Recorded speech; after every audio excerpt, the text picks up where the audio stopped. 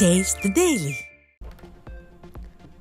சேலம் மாவட்டம் ஆத்தூர் நகர மக்களின் அடிப்படை தேவைகளை பூர்த்தி செய்யாத நகராட்சி நிர்வாகத்தை கண்டித்து வரும் 23ஆம் தேதி காலை 10 மணிக்கு மாபெரும் கண்டன ஆர்ப்பாட்டம். ஆத்தூர் நகராட்சி அலுவலகம் எதிரில் அதிமுக முன்னாள் அமைச்சர் செம்மலை தலைமையில் ஆர்ப்பாட்டம் நடைபெறும் என கழக பொதுச் செயலாளர் அறிவிப்பு.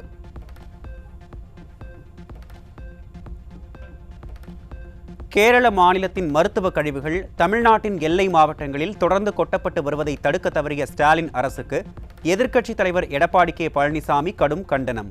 அண்டை மாநிலத்தின் கழிவுகள் நம் மாநிலத்தில் கொட்டப்படுவதை எதிர்க்கக்கூட தெம்பில்லாத முதல்வராக ஸ்டாலின் இருப்பதாக எதிர்க்கட்சித் தலைவர் கடும் விமர்சனம்.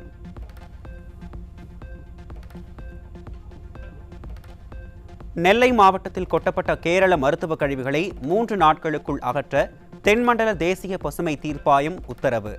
மருத்துவ கழிவுகளை கேரளாவுக்கு கொண்டு செல்லாவிட்டால் குப்பை மேலாண்மை நிறுவனத்திடம் கேரள அரசே ஒப்படைக்க வேண்டும் என்றும் பசுமை தீர்ப்பாயம் உத்தரவு.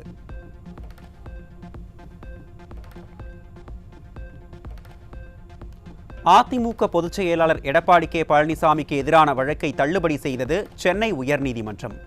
விளம்பர நோக்கத்துடன் தாக்கல் செய்யப்பட்டுள்ள இந்த வழக்கை ஏற்றுக்கொள்ள முடியாது என சென்னை உயர்நீதிமன்றம் அதிரடி.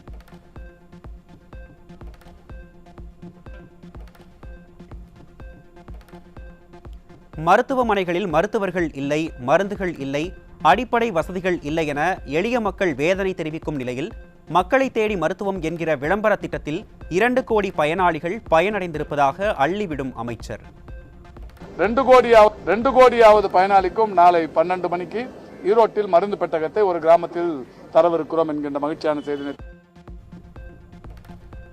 அமைச்சர் சொன்னபடி 2 கோடி பேர் பயன் பெற்றிருந்ததாக எடுத்துக்கொண்டாலும் மக்கள் நோயால் அவதிப்படுகிறார்கள் என்பதற்காக வருத்தப்பட வேண்டிய அமைச்சர் ஏதோ வீட்டுக்கு வீடு பரிசு கொடுப்பதை போல மருந்து கொடுப்பதில் மகிழ்ச்சி என்கிறாரே என மக்கள் வேதனை.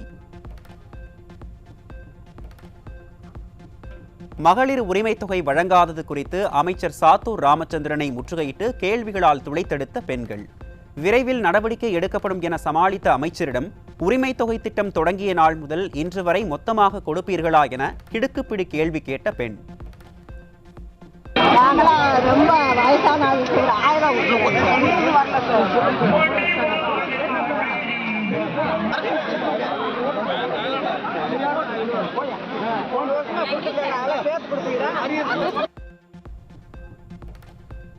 தமிழகத்தில் மின்சாரத்தை ஒரு இடத்தில் இருந்து மற்றொரு இடத்திற்கு எடுத்துச் செல்லும் போது ஏற்படும் மின் இழப்பை பூஜ்ஜியமாக குறைக்க செயல்படுத்தப்படும் மின் வழித்தட பணிகள் மந்த கதியில் நடப்பதாக குற்றச்சாட்டு.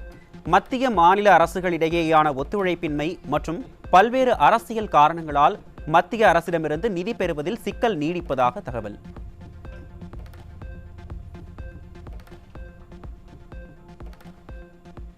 சிவகங்கை நகர்மன்ற கூட்டத்தில் தீர்மானங்களுக்கு எதிராக கேள்வி எழுப்பிய காங்கிரஸ் கவுன்சிலரை தாக்கிய திமுக நகர்மன்ற தலைவர். கொள்கை கூட்டணி என காங்கிரஸ் கட்சியினர் தம்பட்டம் அடிக்கும் நிலையில் திமுக கூட்டணியில் இருப்பவர்கள் கேள்வி எழுப்பக்கூட உரிமையில்லாத கொத்தடிமைகள்தான் என நிரூபணம் ஆகியிருப்பதாக மக்கள் விமர்சனம்.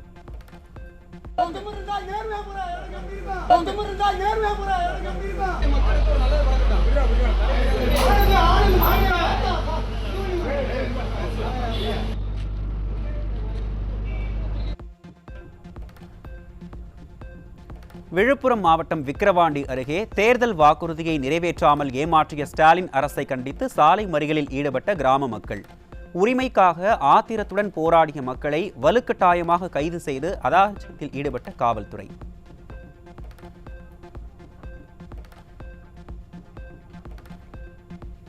விழுப்புரம் மாவட்டம் திண்டிவனம் அருகே புதுவை திண்டிவனம் தேசிய நெடுஞ்சாலையில் திமுக அரசை கண்டித்து சாலை மறியலில் ஈடுபட்ட தேர்குணம் கிராம மக்கள்.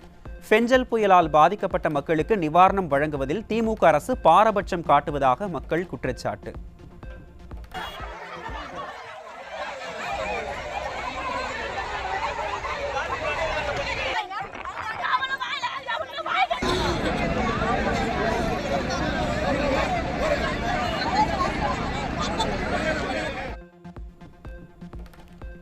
கள்ளக்குறிச்சியில் புதிதாக அமைக்கப்பட்டு வரும் கழிவுநீர் வாய்க்கால் பள்ளத்தில் தவறி விழுந்த வடமாநில தொழிலாளி பரிதாபமாக உயிரிழப்பு.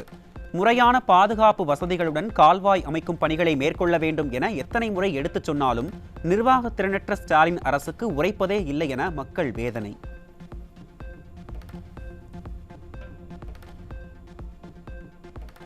தஞ்சாவூர் மாவட்டம் கும்பகோணம் அருகே ஸ்டாலின் அரசை கண்டித்து அழுகிய நெற்பயிர்களை கையில் ஏந்தியபடி வயலில் இறங்கி ஆர்ப்பாட்டத்தில் ஈடுபட்ட விவசாயிகள். மழையால் பாதிக்கப்பட்ட நெற்பயிர்களுக்கு ஸ்டாலின் அரசு உரிய இழப்பீடு வழங்க வேண்டும் என கோரிக்கை.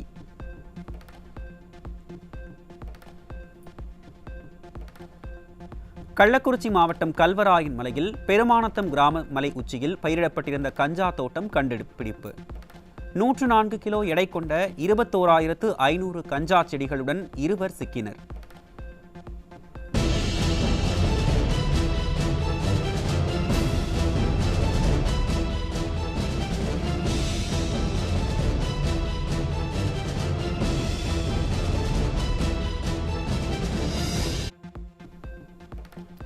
கள்ளக்குறிச்சி மாவட்டம் கல்வராயன் மலைப்பகுதியில் கஞ்சா செடிகள் சிக்கியதால் பொதுமக்கள் அதிர்ச்சி. கள்ளச்சாராயத்தால் 67 பேர் உயிரிழந்த பிறகும் ஸ்டாலின் அரசு போதைப் பொருள் நடமாட்டத்தை கட்டுப்படுத்தவில்லை என மக்கள் குற்றச்சாட்டு. LIC நிறுவனத்தில் பாலிசி முதிர்வு பெற்றும் அதற்கான தொகையான 880 கோடியே 93 லட்சம் ரூபாய் உரிமை கோரப்படவில்லை. இந்த தொகை 3,72,282 பாலிசிதாரர்களுக்கு சொந்தமானது என்று மத்திய அரசு தகவல்.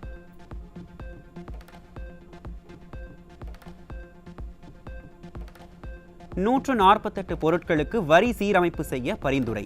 சிகரெட், புகையிலை பொருட்கள், குளிர்பானங்கள், ஆடைகள் மற்றும் ஷூ உள்ளிட்ட பல்வேறு பொருட்களுக்கு இப்போது விதிக்கப்படும் 28% வரியை 35% உயர்த்த முடிவு.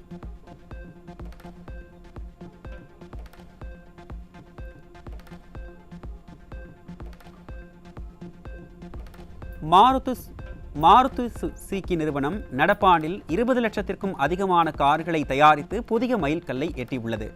மொத்த கார்களில் 60% ஹரியானா மாநிலத்திலும் 40% குஜராத்திலும் தயாரிக்கப்பட்டதாக தகவல்.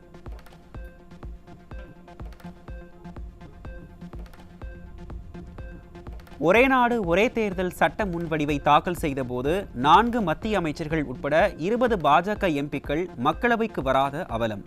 மைனாரிட்டி பாஜக அரசு உட்கட்சி பூசலால் நெருக்கடிகளை சந்தித்து வருவது அம்பலப்பட்டிருப்பதாக மக்கள் விமர்சனம்.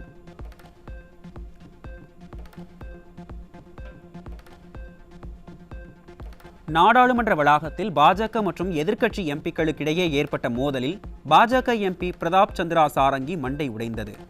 மைனாரிட்டி பாஜகவின் அராஜக போக்கால் மக்கள் பிரச்சனைகளை பேச வேண்டிய நாடாளுமன்றம் மல்யுத்த மைதானமாக மாறியிருப்பதாக மக்கள் விமர்சனம்.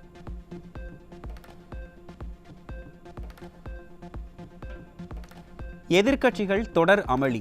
மக்களவையும் மாநிலங்களவையும் நாள் முழுவதும் ஒத்திவைப்பு.